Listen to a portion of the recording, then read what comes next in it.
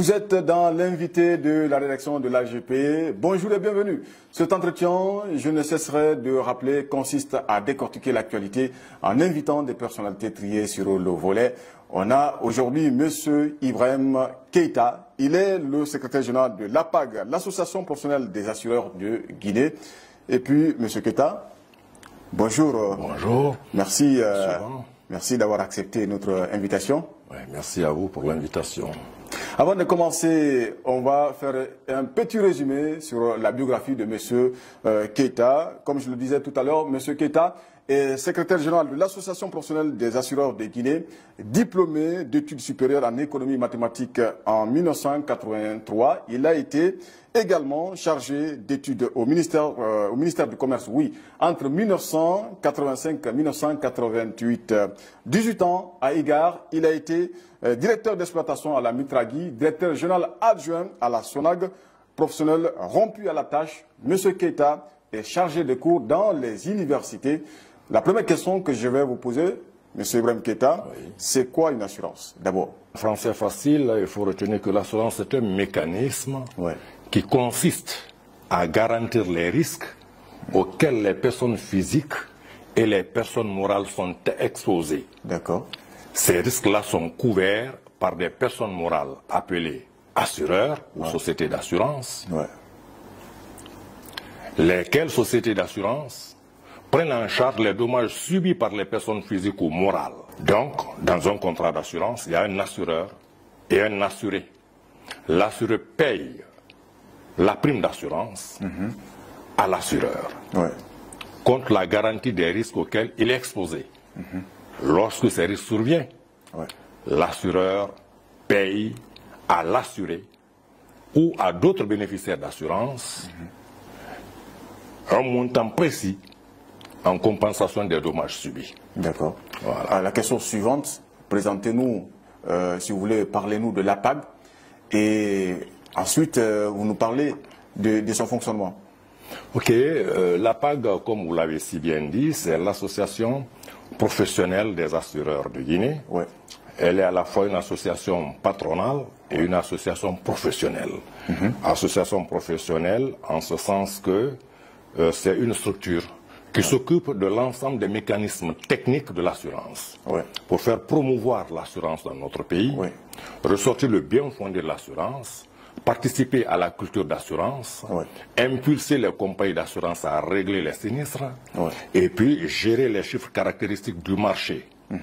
C'est une association patronale en ce sens que l'APAG défend aussi les intérêts des sociétés d'assurance devant les pouvoirs publics et devant toute structure qui pourrait être amenée à collaborer avec l'assureur, avec le secteur de l'assurance. Donc, grosso modo, c'est cela le rôle de l'APAG. D'accord. Voilà. Est-ce que je voudrais savoir aussi, que fait l'APAG pour amener les citoyens à faire assurer leurs biens? Bon, l'APAG en tant qu'association est une structure qui contribue à la promotion de l'assurance. D'accord. Donc, le travail de l'assurance, c'est faire une communication transversale pour montrer au public le bien fondé de toutes les formes d'assurance. Chaque contrat d'assurance est conçu pour répondre à un besoin précis. Donc le rôle de l'APAG, c'est de faire cette communication transversale. Pour que les gens ne se disent pas, je prends l'assurance parce que j'ai peur du gendarme. Je prends l'assurance parce que j'ai peur du policier. Non, il faut prendre l'assurance parce que vous êtes convaincu du bien fondé de l'assurance. Donc c'est ce travail transversal, de communication transversale, que l'APAG fait et continuera de faire à l'intention des populations pour que la culture d'assurance, que les Guinéens s'approprient de la culture d'assurance. D'accord. Alors, quelles sont les difficultés que rencontre le monde des assurances en Guinée? Bon, les difficultés sont le résultat justement de ce manque de culture d'assurance. Lorsque vous êtes dans un environnement où les gens ne sont pas habitués à l'assurance, pour les amener à souscrire les contrats d'assurance, il faut de la pédagogie et ça prend du temps. Sans compter qu'il faut savoir que notre pays a été sévré de la culture d'assurance durant 27 ans. Durant 27 ans. Parce qu'en fait, l'assurance a commencé en Guinée dans les années 1940-1950. C'est loin. Ah bien sûr que oui. L'assurance a prospéré à ce moment. Vous vous souviendrez, avec l'essor du chemin de fer, avec l'essor des produits agricoles. L'agriculture guinéenne était très très prospère dans les années 40-50. Mais à partir de 1962, il y a eu une cassure. Le contentieux franco-guinéen que vous connaissez, il y a eu rupture. Le secteur de l'assurance a été nationalisé. Donc, il est resté une seule compagnie d'assurance, entreprise d'État. De 1962 jusqu'au 31 décembre 1988, c'est la SNAR, Société nationale d'assurance et de réassurance. Entreprise d'État. Dans un environnement politique, parce que le régime politique aussi avait changé, dans un environnement politique où l'État est le producteur, l'État est le distributeur, l'État est entre griffes le consommateur. À ce moment, dans un tel environnement sociopolitique, l'assurance ne peut pas prospérer. Il a fallu maintenant, après le changement de régime que vous connaissez, à partir de 1984, n'est-ce pas, il y a eu le choix du libéralisme politique et certaines entreprises ont été finalement privatisées. Le secteur de l'assurance a été ouvert, n'est-ce pas, au privé. Voilà pourquoi la première compagnie d'assurance, dans un environnement pluriel, a vu le jour le 1er janvier 1989, à savoir le Gard. D'autres compagnies sont venues. Donc, voyez-vous, vous avez eu 27 ans de rupture avec la culture d'assurance. Pour faire renaître cela, ça prend du temps. Premier obstacle. Deuxième obstacle, c'est la pesanteur de la religion. Vous, nos parents, quand vous leur dites de prendre l'assurance vie, il va dire, mais à la nana, Dieu est là. Mais on oublie que l'assurance vie, lorsque vous, M. Gibril, vous prenez l'assurance vie, vous êtes encore jeune. Vous prenez l'assurance vie, qu'est-ce que vous avez à payer à votre assureur? C'est 100 000 francs sur votre salaire, 150 000 francs sur votre salaire. Vous avez encore 30 ans, 40 ans pour la retraite, n'est-ce pas? Alors, si vous prenez un contrat d'assurance en cas de vie, l'argent que vous avez cumulé là auprès de votre assureur, avec les intérêts, c'est récupérable. Ce montant que vous allez récupérer au moment où vous serez à 65 ans, 66 ans, vous êtes déjà à la retraite. Alors, c'est des dizaines, voire des centaines de millions que vous allez encaisser. Est-ce que le retraité Gibril sera malheureux? Oui, mais encore, attendez, la question, c'est la crédibilité aussi de l'assurance, de l'institution. Allons-y, attendez. D'accord, la crédibilité, on en vient. Mais il faut dire que, M. Gibril, vous-même, que vous soyez ouvert à l'assurance. Ça, c'est un premier aspect. Deuxième aspect, mais après, vous allez dire, moi, je ne paye pas 100 000 francs par mois, ça, c'est trop. Ah la nana. Mais d'accord. Il y a l'autre assurance en cas de décès. Vous êtes jeune aujourd'hui. Bon, peut-être vous allez vous marier sous peu, et puis vous allez fonder un foyer. Je le suis déjà. D'accord, Dieu merci. Maintenant, pendant que vous l'êtes, ce que je vous suggère, c'est de prendre un contrat d'assurance en cas de décès. D'accord. En cas de décès. Aujourd'hui, on ne sait jamais. La mort, on n'attend pas ceux qui sont dans la soixantaine. Si vous avez un contrat en cas de décès, vous mourrez 2 ans, 3 ans après. Vous avez une épouse avec qui vous avez fait 3, 4, 5 enfants. Avec votre beau salaire aujourd'hui, tous vos enfants sont à l'école maternelle, dans les écoles privées, vous payez tout. Mais si vous mourrez là, tous vos camarades qui sont ici, avec lesquels vous montez, vous descendez, vous vous amusez, 40 jours après, vous pensez qu'ils vont continuer à rendre visite à votre veuve? Pas du tout. Vos propres parents vont abandonner votre veuve et vos enfants? Pas du tout. Alors qui va les soutenir? Dans un monde bigarré, votre femme elle-même, qu'est-ce qu'elle va devenir? Elle ne travaillait pas autrefois parce que son mari était dans les conditions requises. Maintenant, elle ne sait même pas faire le petit commerce. Qu'est-ce qui va arriver? Attendez, il faut qu'on en finisse là. Il faut qu'on en finisse. Allez-y. Parce qu'il faut expliquer le bien fondé des choses. Qu'est-ce qui va arriver? Elle a des enfants de 7 ans, 8 ans, 9 ans. Qui va s'occuper d'eux? Si vous avez un contrat d'assurance en cas de décès, c'est 100 millions, 150 millions, 120 millions, 200 millions que l'assureur va verser à votre épouse. Avec cet argent, je crois que elle et vos 2 enfants vivront de manière décente. Et elle pourra couvrir les frais fondamentaux de la famille. Et votre progéniture ne sera pas malheureuse. D'accord. On va évoluer très vite parce que vous avez révisité le passé et puis vous allez parler de la religion. Et cette question, elle est vraiment cruciale. Il s'agit de la carte brune, la carte CEDEAO, qui était vendue à 25 000 ou 30 000, mais aujourd'hui c'est à 100 000. Parlez-nous-en, parce que ça fait polémique autour de cet aspect. Bon, en fait, le problème c'est de savoir ce que c'est la carte brune CEDEAO. La carte brune CEDEAO, c'est une extension de la garantie de l'assurance RC automobile. La garantie de base d'un contrat d'assurance automobile, c'est la responsabilité civile RC. Mais la territorialité de la garantie RC Automobile, c'est quoi? C'est la République de Guinée. Monsieur Djibril a son véhicule. Il a assuré son véhicule. Ouais. S'il n'a pas la carte brune, dès lors que son véhicule franchit les frontières de la Guinée, il n'est plus assuré. Son assurance ne couvre que le territoire guinéen. S'il n'a pas la carte brune. S'il n'a pas la carte brune. Ouais. Mais attention, depuis 1975, M. Djibril est citoyen d'un pays qui s'appelle la Guinée. Ouais. Dont le gouvernement, dont le premier président est membre fondateur de la CEDEAO. Dans quel esprit la CEDEAO a été créée? C'est pour l'intégration économique. Effectivement. Les économies africaines ne peuvent pas être intégrées sans qu'on trouve un outil pour faciliter les mouvements transfrontaliers. Comment voulez-vous que l'économie, que les agriculteurs guinéens prospèrent s'ils ne peuvent pas prendre leurs marchandises, aller vendre au Mali, aller vendre en Sierra Leone, en Côte d'Ivoire, etc., etc. Tout cela se fait par la voie routière. Premier aspect. Deuxième aspect. M. Djibril Ba, je ne sais pas, il est de quelle préfecture. Mais en supposant qu'il soit de Guékédou. Je suis de Tougué. Hein. D'accord, il est de Tougué. Tougué fait frontière avec le Sénégal et le Mali. Ouais. M. Djibril a des cousins de l'autre côté de la frontière. Du côté du Mali ou bien du côté du Sénégal. Il veut aller assister à la fête.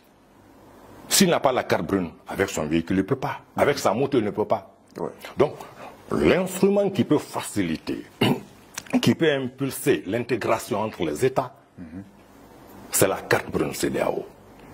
Donc, si vous prenez la carte brune, qu'est-ce que ça veut dire?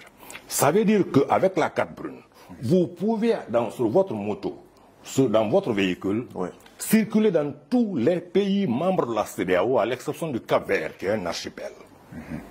C'est cela la facilité de la carte brune. Et au cas où vous êtes victime d'un accident, au Mali, au Burkina, vous êtes traité là-bas comme si vous avez subi cet accident-là à Conakry. Votre véhicule fauche un piéton au Mali. Vous voulez aller au Burkina Faso. Votre véhicule fauche un piéton. La police viendra faire le constat. On regarde votre carte. M. Djibril Ba, il est assuré en Guinée auprès de telle société. On voit, il a la carte brune. Ouais. Donc, il est garanti sur le territoire malien. Mais tout ça, c'est bon. Mais attendez. L'accès, le prix. La carte brune, vous l'avez dit, c'était autrefois à 25 000 francs. Et pourquoi c'est venu à 100 000 francs? Quand c'était à 25 000 francs, ce n'était pas systématisé. Qu'est-ce que je veux dire par systématisé? La systématisation a consisté pour tous les pays membres de la CEDEAO. Ouais. Dès lors que vous souscrivez votre contrat d'assurance automobile, vous prenez immédiatement la carte brune. Il ne faudrait pas que Djibril, qui est à Tougué, il veut aller de l'autre côté, à Salamata, en Sierra Leone, qui n'est pas très loin de Tougué, qu'il soit obligé de venir jusqu'à Labé, prendre un contrat carte brune, en plus de l'assurance de son véhicule, pour se rendre au Sénégal. On dit non. Maintenant, quand il prend son contrat d'assurance, il faut ajouter immédiatement la carte brune, il faut coupler. Et ça, ce n'est pas que la Guinée, c'est tous les pays membres. Donc la systématisation, c'est le fait de rendre obligatoire la souscription de l'assurance du véhicule et la carte brune en même temps, c'est valable pour le Nigeria, le Burkina, le Niger, tous les pays, ce n'est pas la Guinée seulement. D'accord. Maintenant, pourquoi le prix est venu? C'est ce que je suis en train de vous expliquer, parce que c'est devenu systématique. Premier aspect. Deuxième aspect, il y a un montant que chaque État doit constituer. Ce qu'on appelle le fonds de réserve. OK? Le fonds de réserve. Le fonds de réserve là, ça doit tourner autour de, je ne me souviens pas exactement du nombre, du montant, mais ça doit tourner autour de 14 000 unités de compte. Peut-être que je me trompe du chiffre, mais le montant est très élevé. Donc il n'y a pas qu'en Guinée seulement que le prix de la carte brune a légèrement augmenté. D'accord. Maintenant, il arrivera de moment lorsque toutes ces conditions-là seront aplanies. Parce que le prix de l'assurance aussi varie en fonction d'un aspect technique. C'est ce qu'on appelle le résultat S sur P, le résultat sinistre à prime. Lorsqu'au bout de 3 ans, 2 ans, 3 ans, vous voyez la tendance, vous pouvez augmenter ou diminuer le tarif ou le maintenir stationnaire. D'accord. Donc, ce n'est pas quelque chose qui est fixe. Cette question, on va pas finir l'entretien sans la poser. Un citoyen assuré qui n'est pas rétabli dans ses droits, quelle est la marge de manœuvre de la PAG? D'abord, il faut savoir que en matière de contentieux d'assurance, il y a des procédures. Lorsque vous, Djibril, vous êtes victime d'un accident de la circulation, vous êtes assuré. Vous avez la garantie acquise. Parce qu'il ne s'agit pas de dire je suis assuré. Il y a plusieurs types de garanties à l'intérieur d'un contrat. Mais il est reconnu que vous devez bénéficier de l'assurance. Votre assureur tarde à payer le sinistre, ou bien on refuse de payer le sinistre, ce qui est très rare. Si l'assureur refuse, c'est parce qu'il a une raison. Mais il peut tarder à payer le sinistre. Ouais. Le rôle de l'APAG n'est pas de mettre la pression sur l'assureur pour vous payer immédiatement. Non, ce n'est pas son rôle. Vous, qui êtes la victime, vous avez des voies de recours. Oui. Ces voies de recours-là, il faut les exercer. Il faut les exercer. Ouais. Voilà. Vous pouvez prendre un avocat. L'avocat peut saisir l'assureur pour l'amener à payer l'indemnité. Mais encore une fois, faut-il savoir, parce que vous savez, les gens racontent pas mal de choses. Pourquoi parfois l'assureur refuse de payer un sinistre? Il faut savoir que le secteur de l'assurance est le secteur le plus exposé à l'escroquerie. Je vous donne deux exemples. Ouais. En 1990, un monsieur a assuré son véhicule. J'étais encore à Ugar. Ouais. Il a assuré son véhicule, c'est une Mercedes, qu'il a acheté à $7 000, sorti du port. À l'époque. À l'époque. Ouais. Il dit assurance tout risque. D'accord, on lui fait assurance tout risque. Ouais. Moins d'une semaine après, le même monsieur sur la route de Fourcaria va faire tomber son véhicule dans un fossé, il se balafre le visage, le lendemain il vient déclarer à l'assureur que j'ai fait un accident, mon véhicule a assuré tout risque. Ouais. La valeur de mon véhicule, c'est $30 000. Wow. Remboursez-moi $30 000. Au lieu de $7 000. Au lieu de $7 000 maintenant. C'est $30 000. Ça, c'est pas un cas d'escroquerie. Si Ugar paye celui-ci, qu'est-ce que ça veut dire? Vous, Djibril, qui a été victime d'un accident réel, l'assureur ne sera pas à mesure de vous indemniser. Parce qu'un escroc a déjà tout pris. Quels sont les actes que vous avez posés sur le terrain, au nom de l'APAG? Bon, écoutez, je dois vous dire déjà que moi, je viens de prendre service au niveau de l'APAG. J'ai déjà dirigé l'APAG 2013-2014. Oui. Okay? Oui. J'ai commencé les fonctions le 9 septembre. Oui. Donc, c'est à peine 3 mois. Hein? Okay. Mais les actes, pas que je suis en train de poser, mais les actes que les cadres de l'APAG, les directeurs de l'APAG, le bureau exécutif de l'APAG et l'ensemble des directeurs de l'APAG, les actes que nous sommes en train de poser, c'est d'abord la digitalisation des attestations d'assurance automobile. Très bien. Pour limiter les fraudes, les détournements, pour qu'il y ait la traçabilité dans les contrats. Pour que vous, depuis Tougué là-bas, dans votre village, à Kouim, vous puissiez faire votre contrat d'assurance sans quitter Kouim pour venir à Conakry. Avec la digitalisation, vous êtes à Kouim. Vous êtes à Kouim, vous êtes à Fatako. De là-bas, avec votre téléphone, vous pouvez souscrire votre contrat d'assurance. Donc personne ne va détourner, personne ne va tricher, il n'y a pas de fraude. C'est cela, à cela nous sommes en train de travailler et cela sera matérialisé à partir de 2025. Oui. Ensuite, il y a, vous avez entendu parler de l'assurance des étudiants. Oui.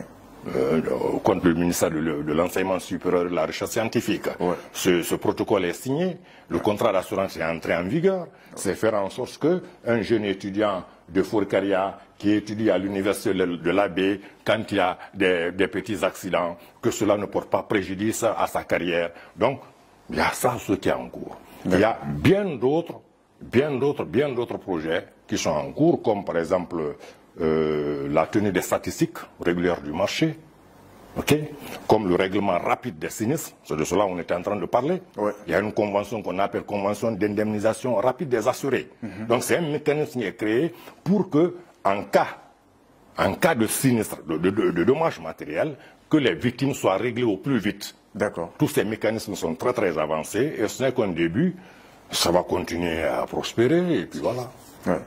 Monsieur Keita, merci d'avoir accepté notre invitation. C'est moi qui vous remercie. C'était édifiant. Hein.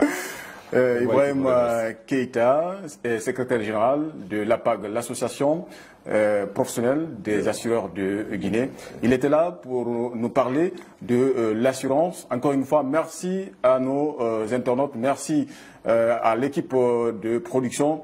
Merci également à nos amis de la RTG pour la rediffusion. Et n'oubliez pas de consulter notre site web, le www.agpguinée.com. AGP au cœur de l'information.